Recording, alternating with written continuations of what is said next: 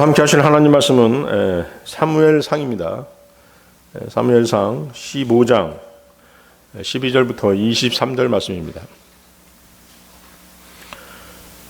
사무엘상 15장 12절부터 23절까지 말씀.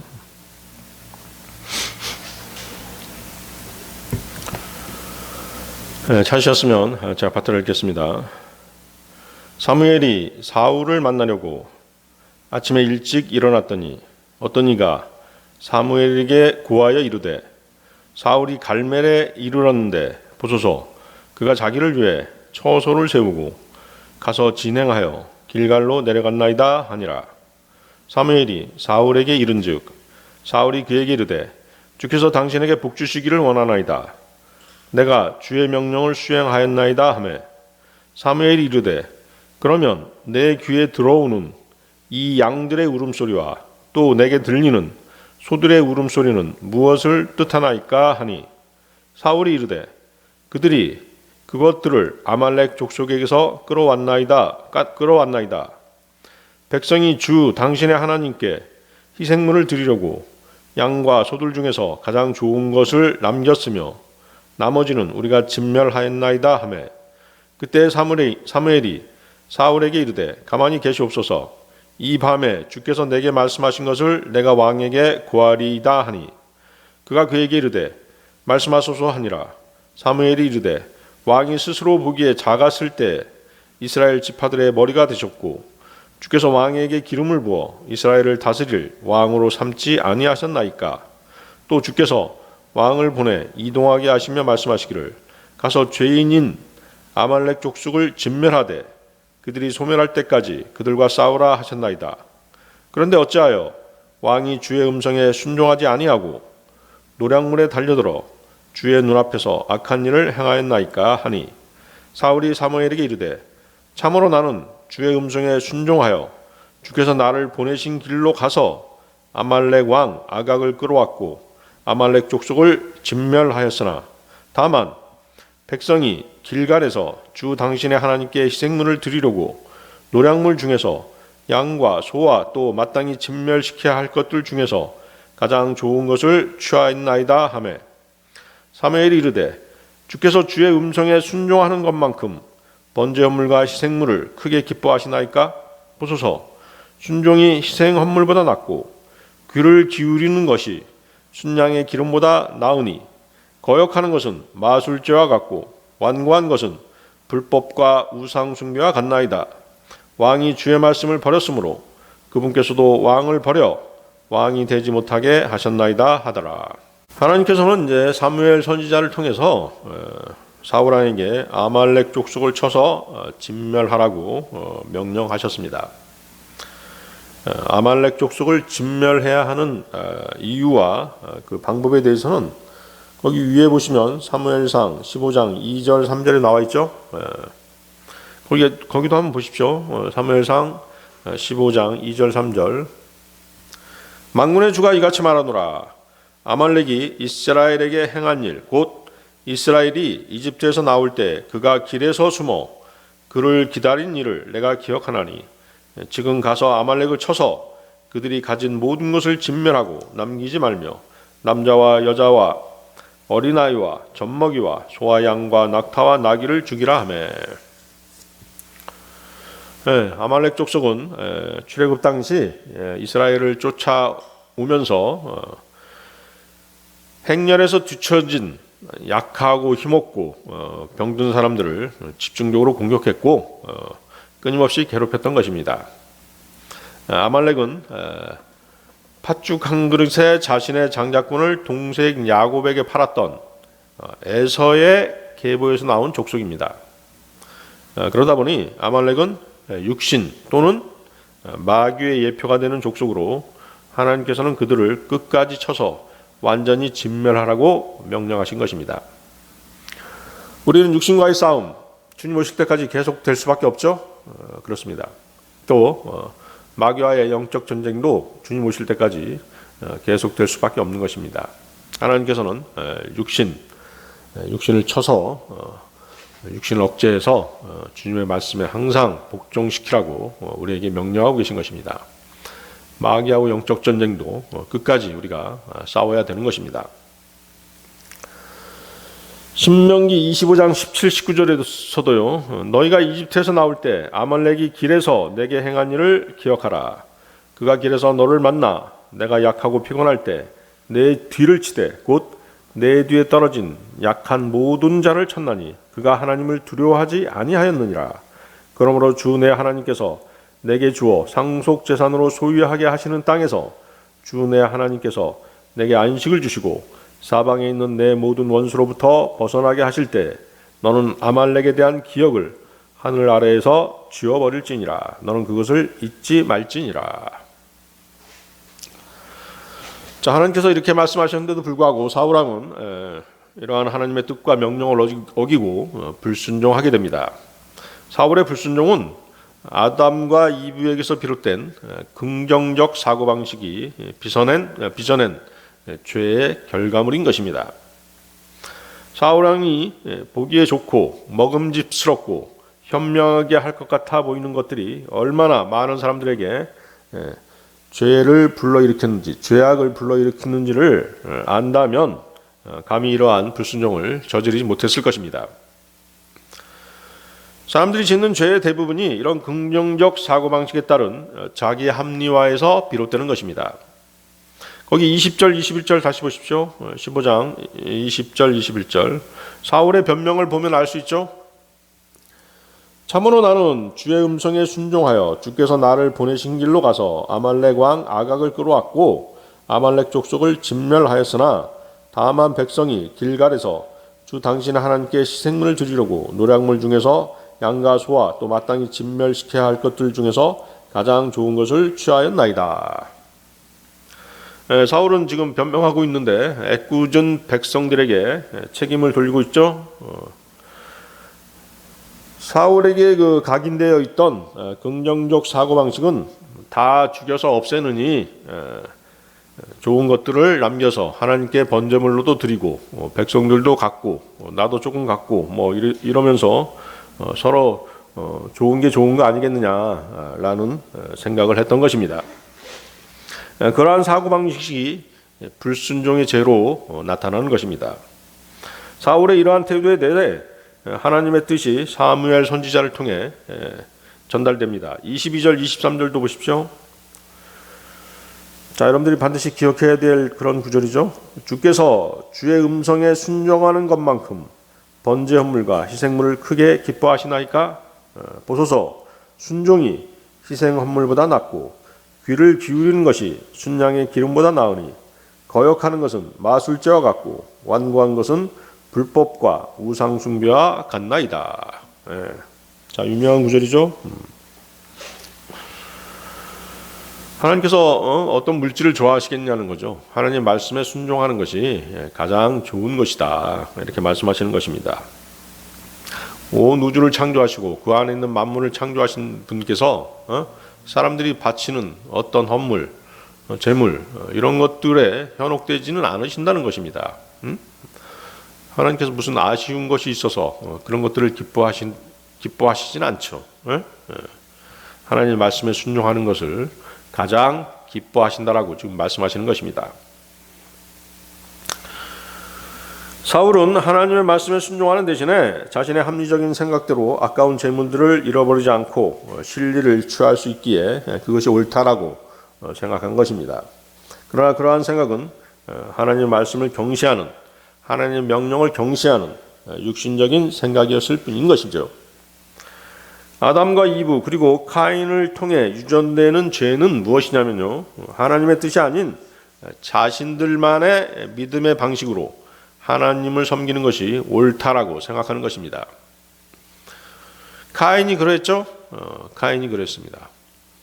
분명히 아벨을 통해서 그 양의 새끼들을 빌릴 수도 있고, 양을 빌리든가 또는 이렇게 양을 농산물과 바꿔서 하나님께 그 번제물로 드릴 수 있었을 것입니다. 그럼에도 거부하지 않습니까? 끝까지 거부하죠. 그것이 바로 뭐예요? 자기만의 방식으로 하나님을 섬기겠다라고 하는 아주 완고한 마음인 것입니다. 그래서 자기들만의 방식으로 의로워지고 경건해지고 거룩해져서 하나님의 뜻과는 전혀 상관없이 자신들의 의로 하늘에 오르려는 육신이 빚어내는 불순종의 죄인 것입니다. 지금의 모든 종교들이 바로 그러한 행태를 보이고 있는 것이죠. 자기 기준, 자기 방법, 자기 합리화는 자기 의에서 나온 것으로 이것들을 따를 때 하나님 말씀에 절대 순종할 수 없는 것입니다. 성경 곳곳에서 발견되는 불순종의 결과들을 보면 그들이 하나님의 말씀을 두려워하지 않았기 때문입니다. 자신이 어떤 결단을 내릴 때 또 선택의 기로에 섰을 때 하나님을 두려워하고 하나님의 말씀을 두려워했다면 순종의 길을 택하였을 것입니다. 그렇지 못했기 때문에 그들은 불행한 결과를 초래할 수밖에 없었던 것입니다. 자, 믿음 생활의 중요한 단 한 가지, 첫 번째, 사탄의 불순종입니다. 이사야서 보십시오. 이사야서 14장 12, 15절입니다. 이사야서 14장 12, 15절 말씀. 자, 모든 불순종은 사탄에게서 왔죠? 그렇습니다. 또 불순종하도록 우리 인간들을 계속 부추기고 있는 것입니다. 이사야서 14장 12, 15절. 오 아침의 아들 루시퍼야, 내가 어찌 하늘에서 떨어졌는가? 민족들을 약하게 만든 자야, 내가 어찌 끊어져 땅으로 떨어졌는가? 내가 내 마음속으로 이르기를 내가 하늘로 올라가 내가 하나님의 별들 위로 내 왕자를 높이리라. 또 내가 북쪽의 연면들에 있는 회중의 산 위에 앉으리라. 내가 구름들이 있는 높은 곳 위로 올라가 내가 지극히 높으신 이와 같이 되리라 하였도다. 그러나 너는 끌려가 지옥으로 곧 그 구덩이의 연면들로 내려가리로다. 루시퍼는 이제 그 빛을 나르는 자다는 그 라틴어입니다. 히브리어로는 헬렐인데요, 빛을 비추는 자를 뜻합니다. 신약 고린도후서 11장 14절에서는 루시퍼가 빛의 천사로 나타나는 사탄임을 밝혀주고 계십니다. 고린도후서 11장 14절 말씀인데요, 그것은 결코 놀랄 일이 아니니 사탄도 자기를 빛의 천사로 가장하느니라. 개역 개정판 성서들은 그 루시퍼라는 단어를 계명성으로 바꿔버렸죠. 모닝스타로 바꿨습니다. 근데 모닝스타는 뭐예요? 새벽별이라는 뜻이잖아요. 새벽별은 누구를 지칭하는 것이죠? 예수님을 지칭하는 것입니다. 예수 그리스도께서 재림하셔서 천년 왕국을 통치하시는 것과 관련해서 주님은 모닝스타, 새벽별이라는 칭호로 불리십니다. 계시록 22장 16절 말씀입니다. 나 예수는 내 천사를 보내어 교회들 안에서 이것들을 너희에게 증언하게 하였노라. 나는 다윗의 뿌리요 후손이요 빛나는 새벽별이라 하시더라. 또 주님의 칭호가 다른 칭호도 계시죠? 성도들의 몸 안에서 성령으로 내주하시는 그리스도께서는 또 뭘로 불리십니까? 더 데이스타라고 하면 뭘로 번역됐어요? 샛별입니다. 샛별로 번역되어 있죠. 베드로후서 1장 19절인데요. 또한 우리에게는 더 확실한 대언의 말씀이 있으니 날이 새어 샛별이 너희 마음속에 떨어올 때까지 너희가 어두운 곳에서 비추는 빛을 대하듯 이 말씀에 주의를 기울이는 것이 잘하는 것이니라. 더 데이스타가 이제 그 대부분 샛별로 이렇게 번역이 되어 있어요. 그 새벽에 가장 빛나는 별이라는 것이죠.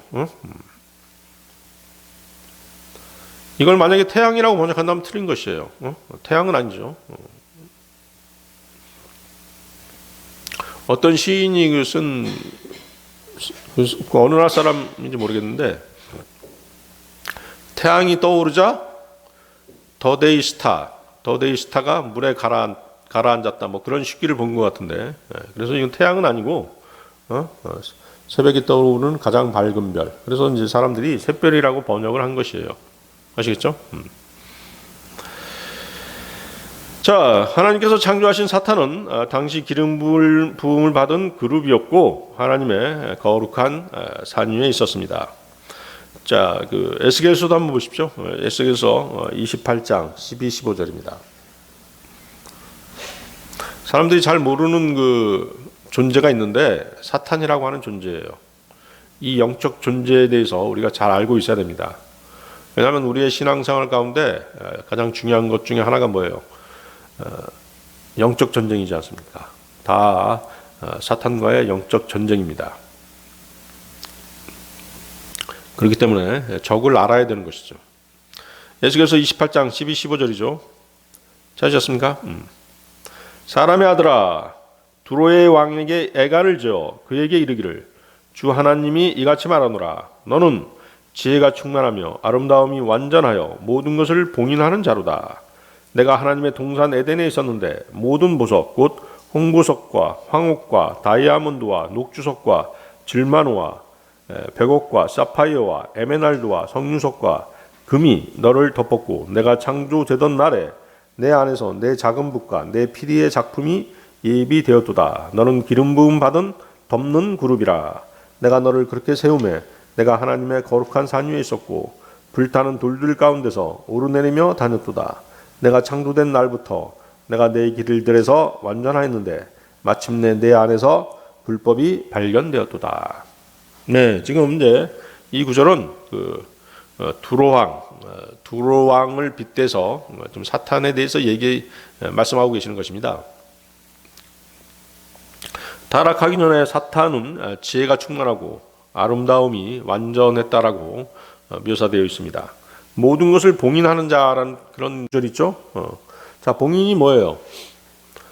이렇게 뭐 어떤 봉투 같은 걸 닫고 거기다 도장을 꽉 눌러서 다른 사람들이 열어보지 못하게 하는 것이지 않습니까? 그렇게 할 수 있다라고 하는 것은 뭐예요? 그 사람이 굉장히 높은 지위에 있을 때 그렇게 하는 것이죠. 그렇기 때문에 이 모든 것을 봉인하는 자라 이런 뜻은 점점 그가 뭐예요? 탁월하게 되었고 완벽한 존재가 되었다라는 것이죠. 또 거기에 걸맞는 어떤 권세가 있었다는 것입니다.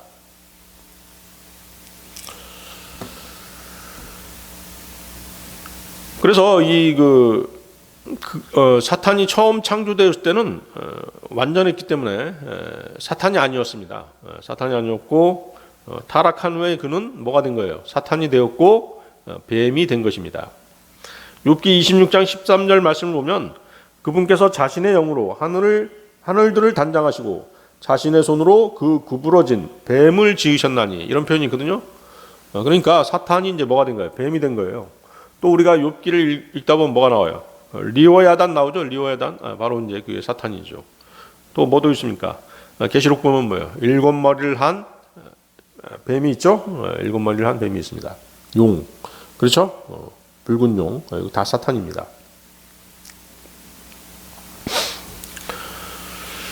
자, 그래서 에스겔서는 이렇게 그 두로 왕을 빗대서 타락하기 전에 사탄의 모습을 보여주고 있는 것입니다.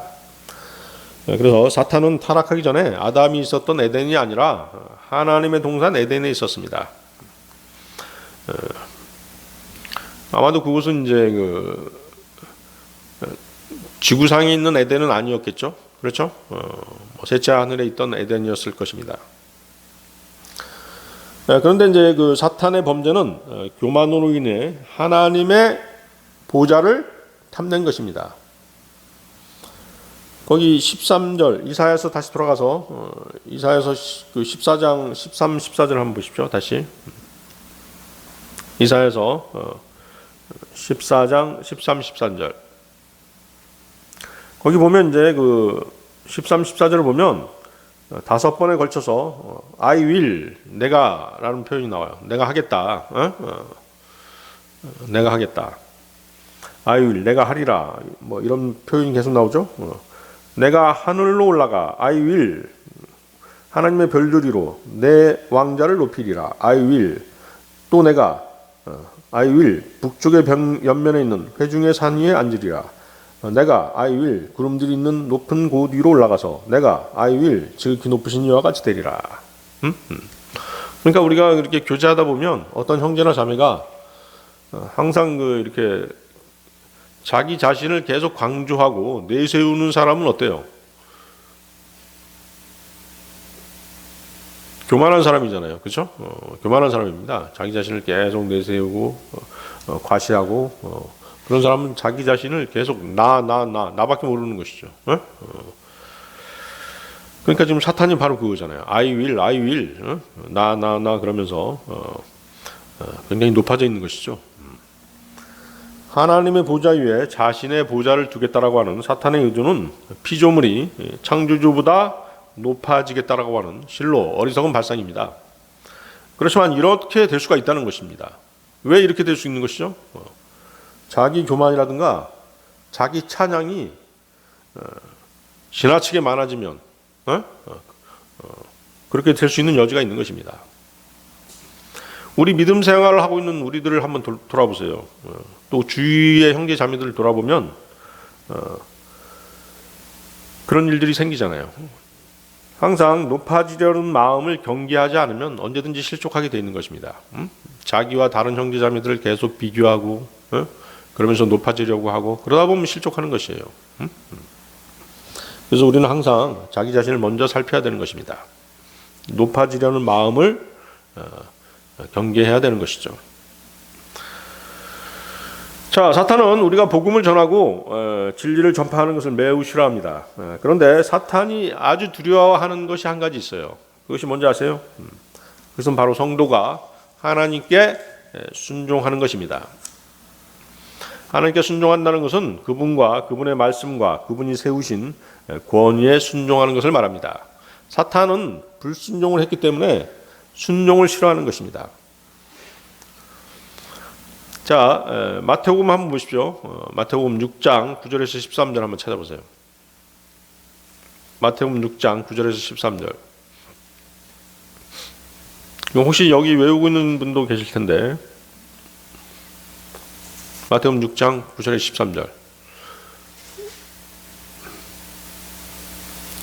13절. 주기도민이라고 불리는 곳이죠. 그렇습니다. 그러므로 너희는 이런 식으로 기도하라. 하늘에 계신 우리 아버지여, 아버지의 이름이 거룩히 여겨지게 하옵시며 아버지의 왕국이 임하옵시며 아버지의 뜻이 하늘에서 이루어진 것 같이 땅에서도 이루어지이다. 이날 우리에게 우리의 일용할 빵을 주옵시고 우리가 우리에게 빚진 자들을 용서하는 것 같이 우리의 빚을 용서하옵시며 우리를 인도하사 시험에 들지 말게 하옵시고 다만 악에서 우리를 건지시옵소서. 왕국과 권능과 영광이 영원토록 아버지의 것이옵나이다. 아멘. 자, 이 구절들은 이제 그 제자들이 기도하는 법을 가르쳐 달라고 주님께 요청을 하자 주님께서 가르쳐 주신 기도문입니다. 자, 그래서 이 구절들을 개신교에서는 소위 주기도문으로 불리고 있죠. 예배 시간에 의식의 한 부분으로 주기도문을 암송하는 시간이 따로 마련되어 있습니다. 사실 이 주기도문은 교리적으로는 이 시대를 위한 기도라기보다는 장차 임할 주님의 왕국을 바라보며 대환란을 통과하는 유대인들을 위한 기도입니다. 그렇지만 이제 비록 이 기도의 내용 중에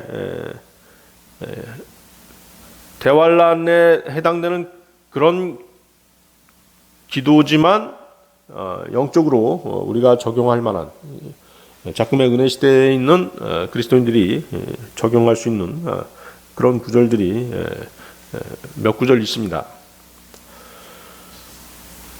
그래서 이 기도의 참된 의미를 모르고 예배 시간마다 반복해서 암송하는 것은 예수님께서 마태복음 6장 7절에서 뭐라고 말씀하셨어요? 헛된 반복하지 마라. 헛된 반복에 불과한 것입니다. 그렇지 않습니까? 이 구절이 대환란 성도들에게 직접적으로 이렇게 적용이 되는데도 불구하고 지금 이 은혜 시대에 앉아가지고 계속 암송하고 반복한다라고 하는 것은 헛된 반복에 불과한 것이라는 것이죠. 자, 그런데 이제 오늘 이 시간 이 설교의 주제에 비추어서 여러분들이 주목해 봐야 될 구절이 있습니다. 거기 13절 한번 보십시오. 시험에 들지 말게 하옵시고 다만 악에서 우리를 건지시옵소서. 왕국과 권능과 영광이 영원토록 아버지의 것이옵니다. 아멘. 자, 하나님께서는 성도들을 시험하시죠? 시험하십니다. 항상 선한 의도로 곧 선으로 시험하십니다. 악으로 시험하지 않으세요. 항상 선한 의도로 우리를 시험하십니다. 우리를 연단시키시고 믿음을 더욱더 굳건하게 해주시기 위해서 그렇게 시험하시는 것입니다. 근데 이 구절에서 뭐가 있어요? 다만 악에서 우리를 건지시옵소서라는 구절 있죠? 이 구절은 뭐예요? 악의 영향력과 세력에서 구원해 달라고 하나님께 간구하는 것입니다.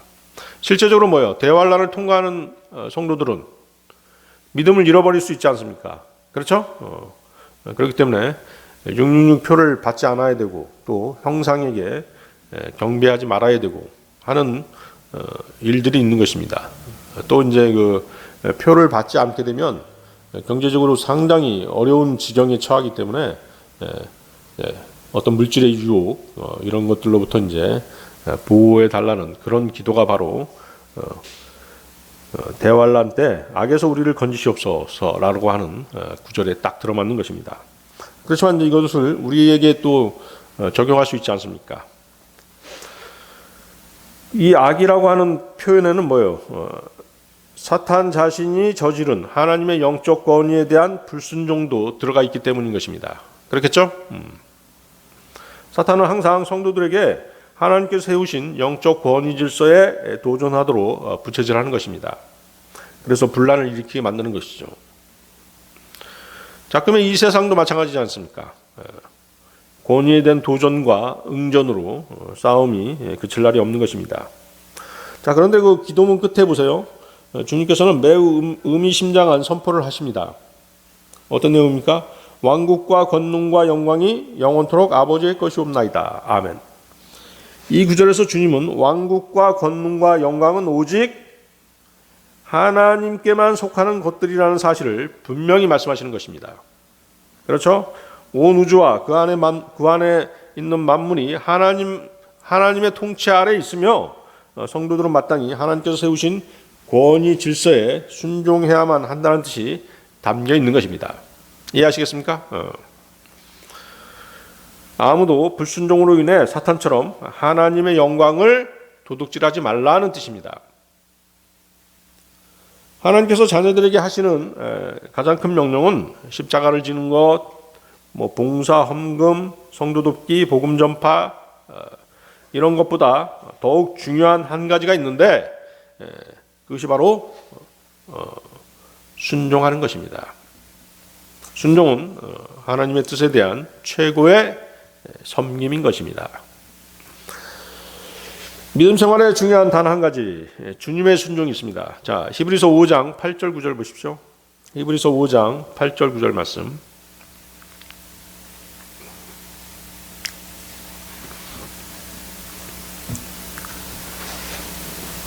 찾으셨습니까? 히브리서 5장 8절 9절 말씀.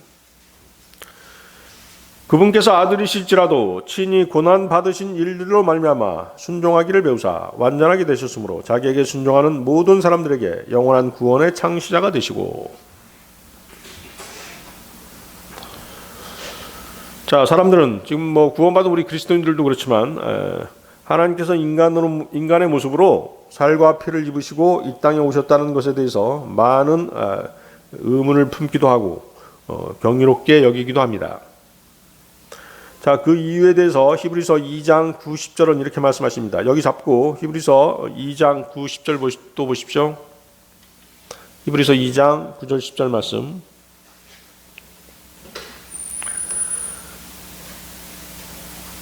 자, 히브리서 2장 9절 10절 말씀. 그분께서 죽음의 고난을 당하시려고 천사들보다 조금 낮게 되셨다가 영광과 존귀로 관을 쓰신 것은 하나님의 은혜로 말미암아 모든 사람을 위하여 죽음을 맛보려 하심이라. 자신을 위해 모든 것을 존재하게 하시며 또 자신으로 말미암아 모든 것을 존재하게 하시는 그분께서 많은 아들들을 영광으로 데려가시는 일에서 그들의 구원의 대장을 고난들을 통해 완전하게 하심이 합당하도다. 네. 거기 이제 9절 보십시오. 히브리서 2장 9절. 하나님의 은혜로 말미암아 모든 사람을 위하여 죽음을 맛보려 하심이라.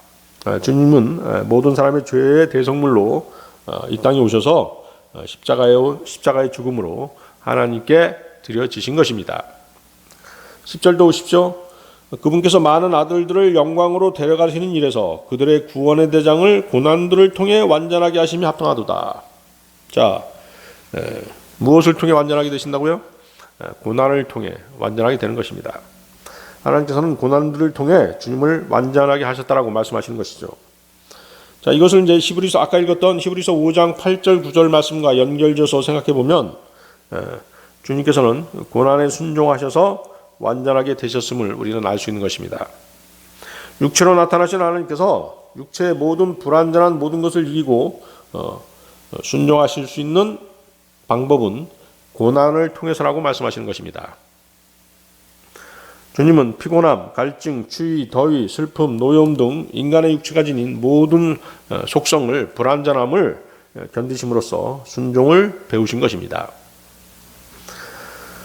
사실 창조주께서 무엇을 배우실 필요는 없으십니다. 그러나 육신을 입고 오신 하나님이심에도 불구하고 고난을 통해서 하나님의 말씀에 순종하는 것을 배우심으로써 완전하게 되셨다는 뜻입니다. 다시 말해 하나님의 말씀에 따라 육신을 억제해서 복종시킴으로써 하나님이 세우신 영적 권위에 순종하신 것입니다. 이해하시겠습니까? 주님께서는 그렇게 하심으로써 완전하게 되신 것입니다. 자신의 완전성, 그것을 어떻게 한 것이에요? 주님은 완전하시지만 그 완전성을 육신으로 입고 오시면서 어떻게 돼요? 그것을 해제해 버리신 것이죠. 그러면서 자신의 육신을 억제함으로써 주님의 권위에 하나님 아버지의 권위에 순종함으로써 완전하게 되셨다는 뜻입니다. 이렇듯 주님이 순종을 통해 완전한 인간이 되지 못하셨다면 우리는 아무도 죄에서 구원받지 못했을 거라는 것입니다. 자, 사탄은 주님을 어떻게 시험했습니까? 하나님께서 인간이 되어보신 적이 없고 더 나아가 인간의 고통을 경험해 본 적이 없다라고 그렇게 시험했던 것입니다. 마귀는 주님께서 사람처럼 죄의 유혹을 받은 적이 없으시고 욥처럼 모든 것을 잃어버리는 경험을 해보신 적이 없으시고 하나님께 대한 사랑을 증명하기 위해서 자신의 독생자를 번제물로 내주려고 했던 아브라함의 마음을 헤아려 보신 적이 없고 또 가난해지신 적도 없고 가족을 부양하기 위해서 자신을 희생해야 하는 가장의 그런 마음을 어떻게 아시겠냐는 등등의 주님을 시험할 그런 조건들이 차고 넘치는 것입니다. 하나님께서는 완전하십니다. 어떤 것이 완전하다면 그것은 시험받아야 할 이유가 없는 것입니다. 그럼에도 불구하고 주님께서는 시험을 받으셨습니다. 살과 피를 지닌 육체를 입으시는 동안 그분의 완전성은 제한되어야 됐고 해제되어야 됐던 것입니다. 그 불완전한 육신을 가지고 순종의 모범을 보임으로써 완전하게 되신 것입니다. 우리에게 모범을 보인 것이죠. 순종의 모범을 보이신 것입니다. 거기 히브리서 2장 14, 15절도 보십시오. 히브리서 2장 14, 15절. 네, 보셨습니까? 그런즉 자녀들은 살과 피에 참여한 자들이므로 그분도 마찬가지로 같은 것의 일부를 취하셨으니 이것은 그분께서 죽음을 통해 죽음의 권능을 가진 자 곧 마귀를 멸하시고 또 죽음을 두려워하여 평생토록 속박에 얽매인 자들을 건져내려 하심이라. 주님은 사탄의 시험을 하나님의 말씀에 의지해서 이기셨습니다. 주님은 하나님의 뜻에 따라 끝까지 말씀에 순종하심으로써 것입니다. 순종을 배우신 것이죠. 그래서 거기서 뭐라고 말씀하십니까? 그분께서 아들이실지라도 친히 고난 받으신 일들로 말미암아 순종하기를 배우사. 그렇죠? 그분께서 아들이실지라도 친히 고난 받으신 일들로 말미암아 순종하기를 배우사. 자, 여러분들에게 고난이 있다고 한다면 그것은 순종을 배우기 위한 유일한 방법이라는 것입니다. 여러분들이 자신의 뜻을 꺾을 수 있는, 자아를 죽일 수 있는 유일한 방법이 뭐예요? 고난이라는 것입니다. 이해하시겠습니까? 그것을 통해서 여러분들은 순종을 배우시는 것입니다. 자, 히브리서 5장 9절 다시 보십시오. 히브리서 5장 9절.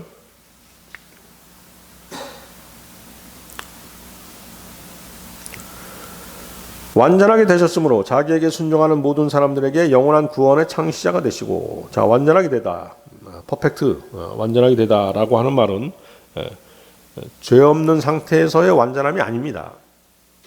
여러분들 오해하면 안 되시죠? 하나님께서는 창조주시니까 완전하실 것이다. 또 죄가 없는 상태에서 완전하실 것이다. 이렇게 생각하면 안 되는 것이에요. 그런 말이 아니라 예수 그리스도께서는 고난을 통해서 순종을 배우셔서 완전하게 되셨다. 그럼으로써 모든 사람에게 영원한 구원의 창시자가 될 조건을 갖추셨다는 뜻입니다. 자, 육신이 불완전하면 항상 뭐예요? 죄의 유혹을 받을 수밖에 없지 않습니까? 그렇죠? 그래서 구원의 창시자가 될 조건을 완전히 갖추신 주님은 자신을 믿는 사람들을 구원하시고 그들의 구원을 완성시키실 수 있으셨던 것입니다. 따라서 은혜 시대의 순종이라고 하는 개념은 무엇과 같은 것이에요? 마음으로부터 순종하는 것이죠. 마음으로부터 순종한다는 것이 뭐예요? 바로 믿음인 것이죠. 이해하시겠죠? 로마서 6장 17절 말씀인데요. 그러나 하나님께 감사하리로다. 너희가 죄의 종이었으나 너희에게 전달된 교리의 그 틀에 마음으로부터 순종하고. 자, 이것은 믿음으로 말미암아 은혜로 구원받는다는 신약 교리와 일치하는 것입니다. 로마서 1장 5절 말씀이죠.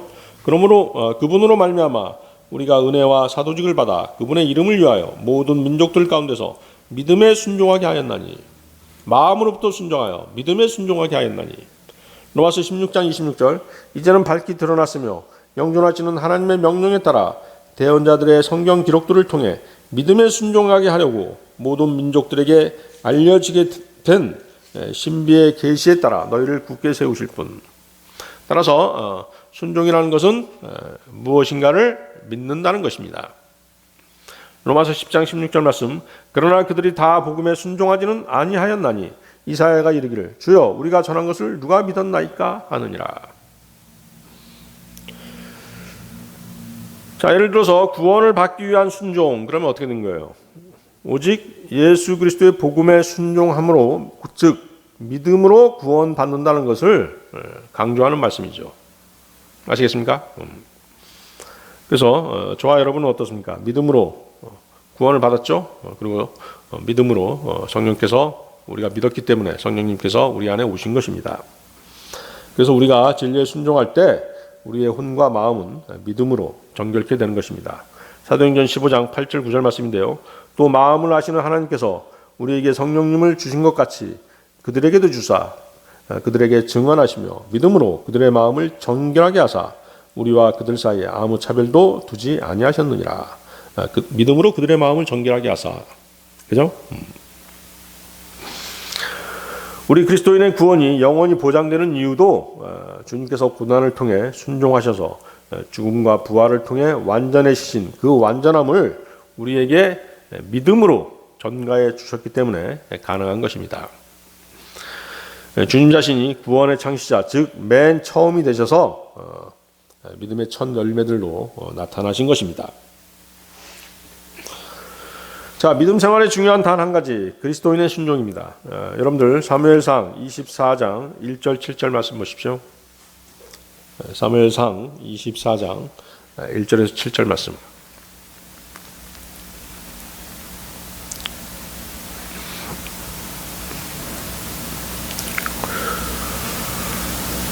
자, 찾으셨으면 제가 읽겠습니다. 사울이 블레셋 사람들을 따르다가 돌아오매 어떤 이가 그에게 구하여 이르되 보소서 다윗이 엔게디 광야에 있나이다 하니 그때 사울이 온 이스라엘에서 택한 사람 3,000명을 거두리고 다윗과 그의 사람들을 찾으려고 들염소 바위로 가니라. 그가 길가에 있던 양우리에 이른즉 거기에 굴이 있으므로 사울이 자기 발을 덮으려고 들어갔는데 다윗과 그의 사람들은 그 굴의 옆면에 남아있더라. 다윗의 사람들이 그에게 이르되 주께서 당신에게 말씀하시기를 보라 내가 내 원수를 내 손에 넘겨주리니 내가 보기에 선한 대로 그에게 행하라 하시며 언급한 그날을 주목하소서 하니라. 이에 다윗이 일어나서 몰래 사울의 겉옷자락을 베니라. 다윗이 사울의 옷자락을 베었으므로 그 뒤에 그의 마음이 그를 찌르매 그가 자기 사람들에게 이르되 내가 내 주인 곧 주의 기름 부음 받은 자에게 이 일을 행하는 것 즉 내 손을 내밀어 그를 치는 것을 주께서 금하시나니 그는 주의 기름 부음 받은 자니라 하고 이처럼 다윗이 이 말로 자기 종들을 금하여 그들이 일어나 사울을 대적하지 못하게 하니라. 그러나 사울은 일어나 굴에서 나가 자기 길로 가니라. 자, 사울을 하나님께서 세우셨죠. 그리고 왕이 되게 하셨어요. 그렇지만 사울은 아말렉을 진멸하는 하나님의 명령에 불순종하고 사무엘의 제사장 직분까지 넘보는 등 하나님께서 세우신 권위 질서를 파괴하는 그런 지경에까지 이르게 돼버린 것입니다. 그래서 사울의 왕위를 폐하시고 다윗에게 기름을 부어서 왕이 되게 하신 것입니다. 거기 이제 여러분들 사무엘상 13절 한번 보십시오. 여기 잡고 사무엘상 13장 8절에 14절 말씀입니다.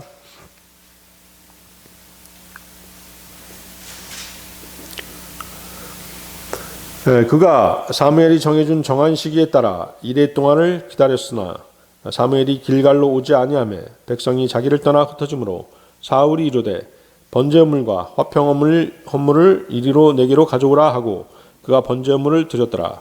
그가 번제 허물 드리기를 마침에 보라 즉시 사무엘이 오므로 사울이 나가서 그를 맞으며 그에게 문안하니라. 사무엘이 이르되 왕이 도대체 무엇을 행하였나이까 하니 사울이 이르되 백성이 나를 떠나 흩어지고 당신은 정한 날 안에 오지 아니하며 블레셋 사람들은 믹마스에 함께 모였음을 내가 보았으므로 내가 말하기를 이제 블레셋 사람들이 나를 덮치려 길갈로 내려오겠거늘 내가 주께 간구하지 못하였다 하고 그런 까닭에 내가 스스로 어쩔 수 없이 번제물을 드렸나이다 하니 사무엘이 사울에게 이르되 왕이 어리석게 행하였나이다. 왕이 주 왕의 하나님께서 왕에게 명령하신 그분의 명령을 지키지 아니하였나이다.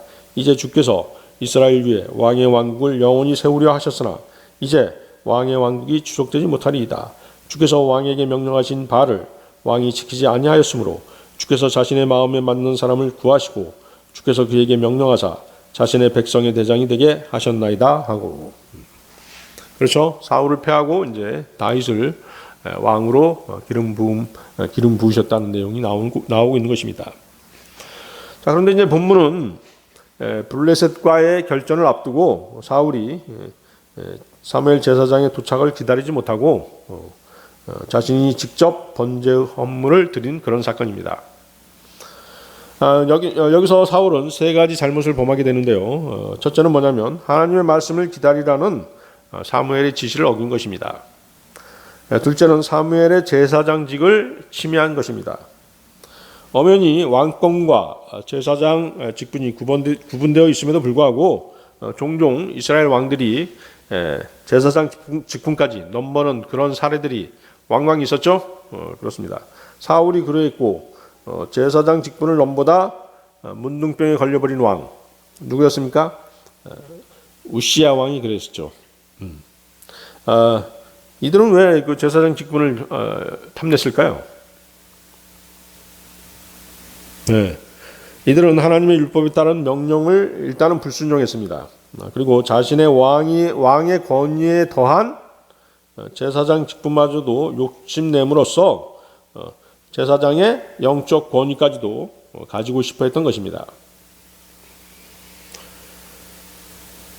백성들 앞에서 자신이 제사장 직분을 대신함으로써 뭘 보이고 싶었던 것이에요. 자신이 더욱더 신앙심이 있어 보이고 거룩하고 경건하고 하나님의 영적인 능력까지 갖춘 자로서 백성들에게 보이기를 원했던 것입니다.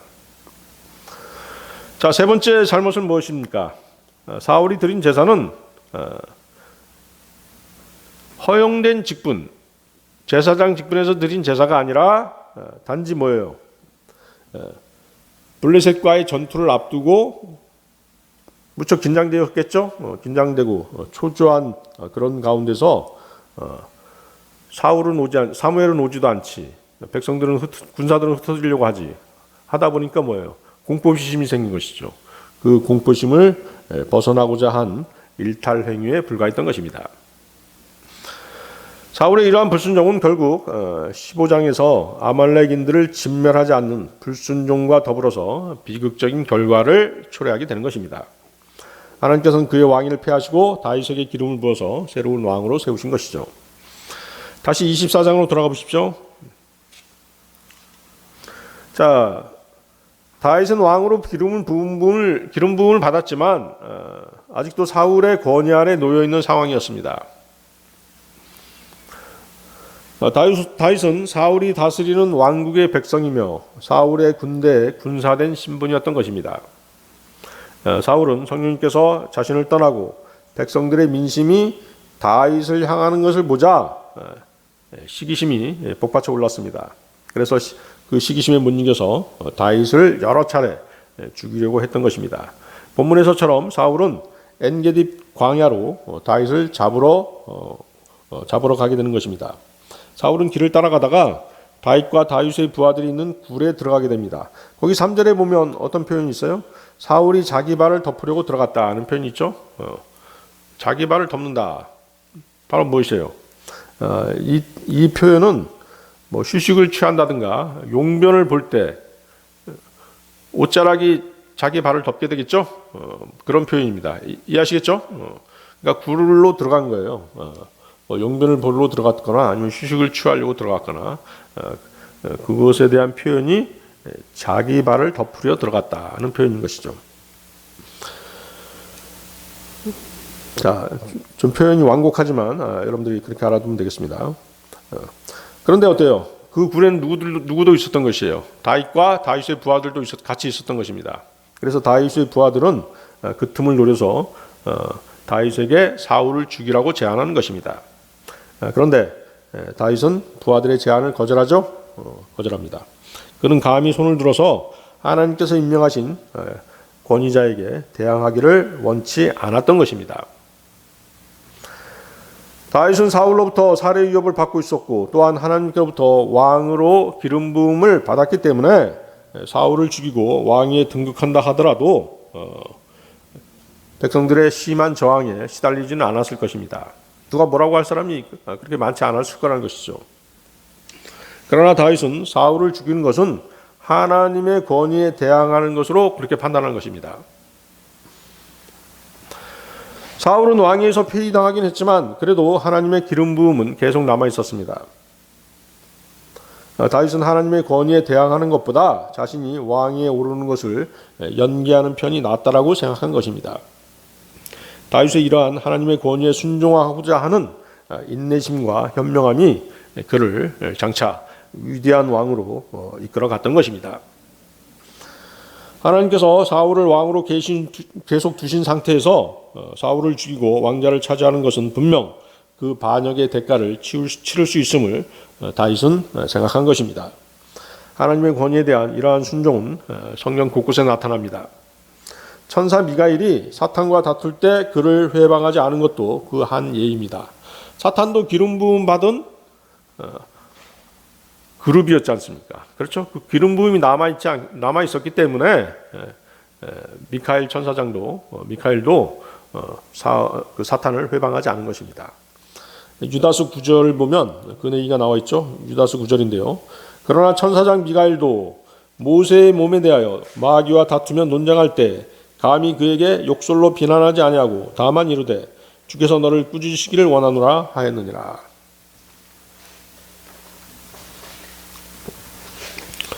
하나님을 섬기는 그리스도인은 권위에 순종하는 것이 가장 중요한 일입니다. 믿음 생활에 있어서 가장 중요한 일이라고 말씀드릴 수 있는 것이죠. 헌신하고 봉사하고 열심히 복음을 전하고 진리의 지식을 많이 알았다고 하더라도 순종만큼 중요한 것은 없습니다. 권위에 순종하는 것은 사람에 순종하는 것이 아니기 때문입니다. 그 사람을 권위자로 임명하신 분, 그 사람을 권자에 앉히신 분에게 순종하는 것이기 때문인 것입니다. 로마서 13장 1절 2절 말씀인데요. 모든 혼은 더 높은 권력들에게 복종할지니 하나님으로부터 나지 않은 권력이 없으며 이미 있는 권력들도 하나님께서 임명하셨느니라. 그러므로 누구든지 권력에 거역하는 자는 하나님의 규례를 거역하나니 거역하는 자들은 스스로 정죄를 받으리라. 세상 권력자들에 대한 복종은 악한 통치자들조차도 하나님께서 임명하신다는 하나님의 권위를 인정하는 것이기 때문입니다. 다니엘서 4장 17절 말씀이죠. 이 일은 순찰자들의 칙령에 따른 것이요 이 요구는 거룩한 자들의 말에 따른 것이니 그 목적은 지극히 높으신 이가 사람들의 왕국에서 다스리시고 자기 뜻대로 그것을 누구에게든지 주시며 또 사람들 중에서 가장 비천한 자를 그것 위에 세우시는 줄을 산자들이 알게 하려 함이라 하였느니라. 그래서 악한 통치자가 세상을 통치하고 권좌에 앉아 있더라도 그 사람을 임명한 사람은 누구시다? 하나님이시다. 결국은 하나님께서 다스리시는 것이다 하는 것을 염두에 두고 그분의 권위에 순종해야 한다는 것입니다. 그래서 베드로전서 2장 17절은 그리스도인들은 하나님께서 세우신 통치자들을 존경하라고 말씀하십니다. 모든 사람을 존경하며 형제들을 사랑하고 하나님을 두려워하며 왕을 존경하라. 자, 그런데 여러분들이 오해하지 말아야 될 것이 있죠. 자금의 신약시대에 만일 하나님의 영적 권위자가 범죄하면 어떻게 할 것인가. 자, 그런 문제가 대두될 수 있지 않습니까? 우리는 또 실제적으로 그런 문제들에 눈으로 지켜본 적도 있고 말이죠. 그런 경우는 성경 말씀의 근거 죄를 지적하고 영적 권위자는 회중들 앞에서 죄를 자백하고 교회 정관에 명시된 대로 회중 대표들의 의견에 따라야 하는 것입니다. 회중 대표들이 이제 물러나서 쉬라고 한다든가, 아니면 이제 잠시 쉬었다가 다시 복귀하라든가 어떤 그런 의견을 제시하면 거기에 따라야 되는 것이죠. 자, 이제 이것은 이제 교회뿐만 아니라 세상 권력자에 대한 것도 마찬가지입니다. 그런 일이 생길 수 있지 않습니까? 세상 권세자가 하나님의 말씀, 성경을 거슬러서 무언가를 하라고 명령한다면 그때 여러분들은 어떻게 할 것이에요? 반드시 여러분들은 그런 권력자들에게 반대해야 하는 것입니다. 성경 말씀이 더 위에 있는 것이죠. 사도행전 4장 18, 20절에 그 얘기가 나와 있죠. 그들을 불러 그들에게 예수님의 이름으로 결코 말하지도 말고 가르치지도 말라고 명령하니라. 그러나 베드로와 요한이 그들에게 응답하여 이르되 너희 말을 듣는 것이 하나님의 말씀을 듣는 것보다 하나님의 눈앞에서 옳은지 너희가 판단하라. 우리는 우리가 보고 들은 것을 말할 수밖에 없노라. 그렇죠? 복음을 전하는 것을 방해하자 우리는 말할 수밖에 없다. 이렇게 하면서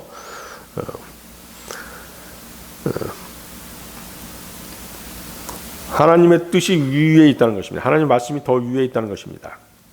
사도행전 5장 27절 29절 말씀에도 그들이 사도들을 끌어다가 공회 앞에 세우니 대제사장이 그들에게 물어 이르되 너희가 이 이름으로 가르치지 말라고 우리가 너희에게 엄히 명령하지 아니하였느냐.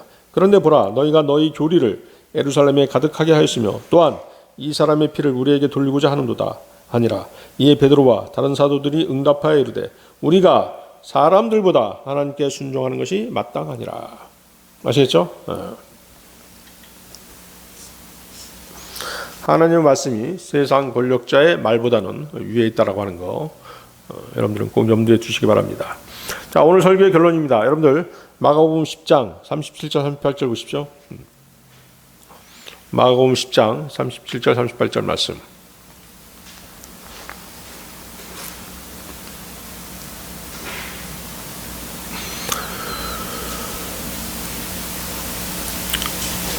하셨나요? 그들이 그분께 이르되 선생님의 영광 가운데서 우리가 하나는 선생님의 오른쪽에 다른 하나는 선생님의 왼편에 앉는 것을 우리에게 허락하옵소서 하거늘 예수님께서 그들에게 이르시되 너희가 구하는 것을 너희가 알지 못하는도다. 내가 마시는 잔을 너희가 마실 수 있느냐? 나를 잠기게 한 그 침례로 너희가 침례를 받을 수 있느냐 하시니. 자, 본문은 이제 어떤 내용이냐면요. 제자들 중에서 야고보와 요한이 주님께 나와서 주님의 나라가 세워지면 자신들을 주님의 좌우편에 앉게 해달라고 부탁한 것입니다. 그거에 대한 답변이죠. 주님의 답변입니다. 주님의 답변을 한마디로 요약하면 무엇입니까? 내가 마시는 잔을 너희가 마실 수 있느냐 하는 것입니다. 또 내가 받는 침례를 너희가 받을 수 있느냐 하는 것입니다. 자, 그러면 주님이 받으시는 잔의 의미가 무엇입니까? 마태복음 26장 39절 말씀인데요. 조금 멀리 가사 얼굴을 대고 엎드려 기도하여 이르되 오 내 아버지여 가능하시거든 이 잔을 내게서 지나가게 하시옵소서. 그러나 내 뜻대로 하지 마옵시고 아버지의 뜻대로 하옵소서 하시고는. 주님이 마셔야 할 잔은 원래는 누가 마셔야 돼요? 누가 마셔야 돼요? 세상 죄인들이 받아야 될 하나님의 진노의 잔입니다. 주님은 그 잔을 마시는 것이 과연 하나님의 뜻인지 아닌지 아시고자 3번 기도하셨습니다. 주님은 죽음을 두려워해서 그런 기도를 하신 것이 아닙니다. 주님은 죽음을 두려워하지 않으셨습니다. 그분의 때가 되기 전에는 아무도 주님을 죽일 수 없었음을 우리는 잘 알고 있습니다. 주님이 기도하신 이유는 주님은 죄가 없으시기에 죄인들이 받아야 될 하나님의 진노의 잔을 주님이 마셔야 할 이유가 전혀 없으셨기 때문입니다. 이해하시겠습니까? 그래서 주님은 악인들이 받아야 될 진노의 잔으로부터 구해냄을 받기 원하셨고 그렇게 기도하신 것입니다. 그러나 주님의 그 기도는 거부되었습니다. 주님은 그 잔을 마시는 것이 하나님 아버지의 뜻임을 알게 된 것입니다. 따라서 주님이 그 잔을 마신다는 것은 하나님의 뜻에 순종하는 것과 관련이 있는 것입니다. 잔을 마시는 것은 하나님의 권위에 절대 복종한다는 뜻이었던 것입니다. 그래서 야고보와 요한에 대한 주님의 답변은 내가 순종한 것 같이 너희도 순종할 수 있느냐 하는 것입니다. 하나님께 순종하는 사람은 하나님의 뜻 안에서 사는 사람입니다. 하나님의 뜻을 행하기 전에 하나님의 권위에 먼저 순종하는 사람이 참된 그리스도인인 것입니다. 주님이 받으신 침례도 마찬가지입니다. 그 침례는 하나님의 심판에 따른 죽음의 침례입니다. 자, 하나님의 인류에 대한 첫 번째 심판이 무엇이었습니까? 마귀와 그의 천사들을 물속에 잠기게 하는 것이었죠. 여러분들 그 창세기 1장 2절이 그것을 증명하지 않습니까? 두 번째 심판은 무엇이었습니까? 노아의 홍수였죠. 노아의 홍수를 통해서 타락한 세상을 심판하셨던 것입니다. 그래서 하나님께서는 하나님의 진노를 대신 담당하셔서 죽음의 침례를 받으신 것입니다. 주님은 저와 여러분 그리고 세상 죄인들을 대신해서 하나님의 진노 아래 잠기신 것입니다. 이러한 주님의 순종하심이 있었기에 우리가 소망 가운데서 평안을 누리며 신앙생활을 하는 것입니다. 다 같이 기도하시겠습니다.